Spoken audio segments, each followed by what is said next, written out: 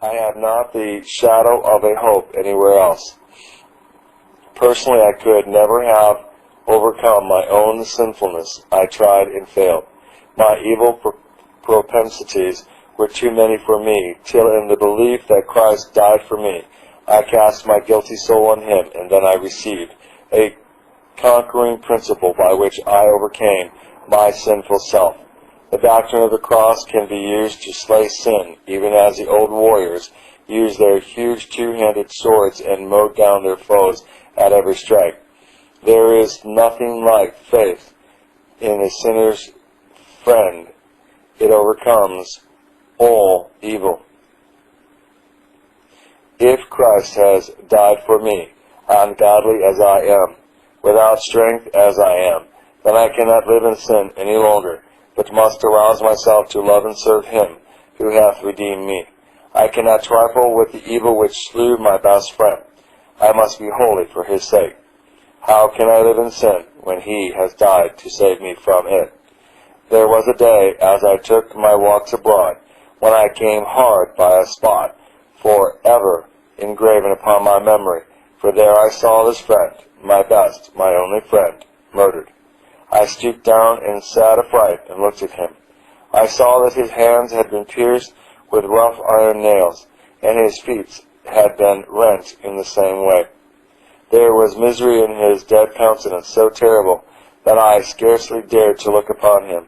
His body was emaciated from hunger. His back was red with bloody scourges, and his brow had a circle of wounds about it. Clearly could one see that these had been pierced by thorns. I shuddered, for I had known this friend full well. He never had a fault. He was the purest of the pure, the holiest of the holy. Who could have injured him? For he never injured any man. All his life long, he, quote, went about doing good, unquote. He had healed the sick. He had fed the hungry. He had raised the dead. For which of these works did they kill him? He had never breathed out anything else but love. And as I looked into the poor, sorrowful face, so full of agony, and yet so full of love, I wondered who could have been a wretch so vile as to pierce hands like his. I said within myself, where can these traitors live? Who are these that could have smitten such a one as this?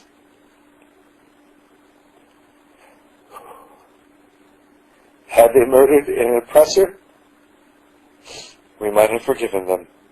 Had they slain one who had indulged in vice or villainy, it might have been his desert. Had it been a murderer and a rebel, or one who had committed sedition, we would have said, bury his corpse. Justice has at last given him his due. But when thou wast slain, my best,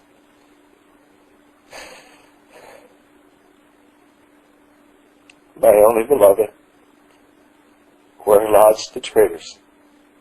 Let me seize them, and they shall be put to death. If there be torments that I can devise, surely they shall endure them all. Oh, what jealousy, what revenge I felt. If I might but find these murderers, what would I not do with them? And as I looked upon that corpse, I heard a footstep and wondered where it was. I listened, and I clearly perceived that the murderer was close at hand. It was dark, and I groped about to find him. I found that, somehow or other, wherever I put out my hand, I could not meet with him, for he was nearer to me than my hand would go.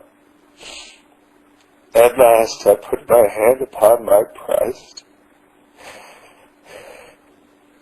I have thee now, said I, for lo, he was in my own heart. The murderer was hiding within my own bosom, dwelling in the recesses of my innermost soul. Ah, when I wept indeed, that I, in the very presence of my murdered master, should be harboring the murderer. And I found myself most guilty while I bowed over his corpse and sang that plaintive hymn. 'Twas you, my sins, my cruel sins, his chief tormentors were. Each of my crimes became a nail, and unbelief the spear.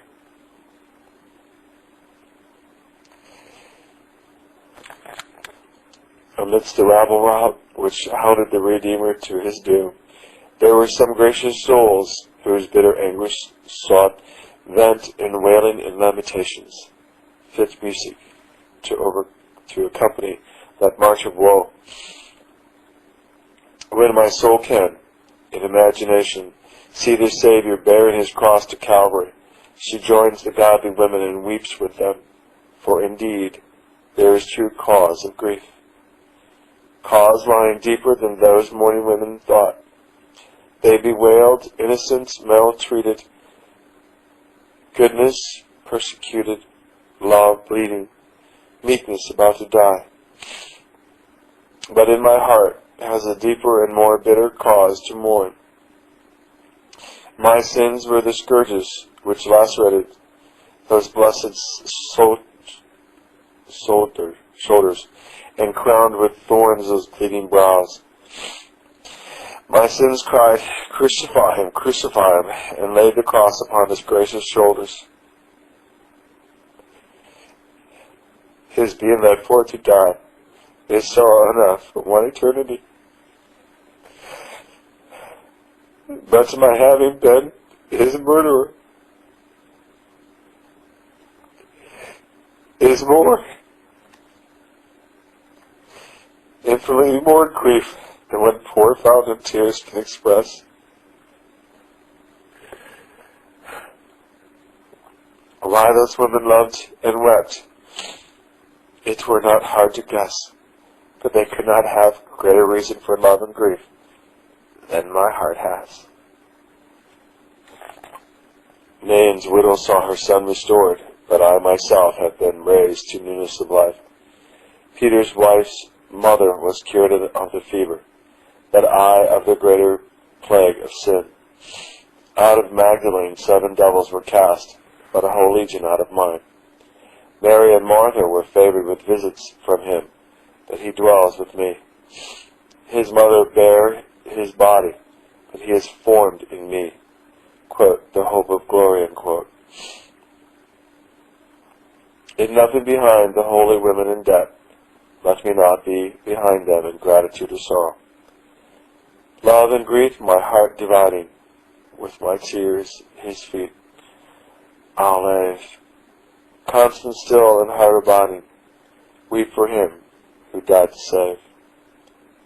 William Huntington says in his autobiography that one of the sharpest sensations of pain that he felt after he had been quickened by divine grace was that, quote, he felt such pity for God, unquote. I do not know that I ever met with the expression elsewhere, that it is a very striking one, although I must prefer to say that I have sympathy with God in grief that he should be treated so ill. There are many men that are forgotten, that are despised, that are trampled on by their fellows, but there never was a man who was so despised as the everlasting God has been. Many a man have been slandered and abused, but never was man abused as God has been.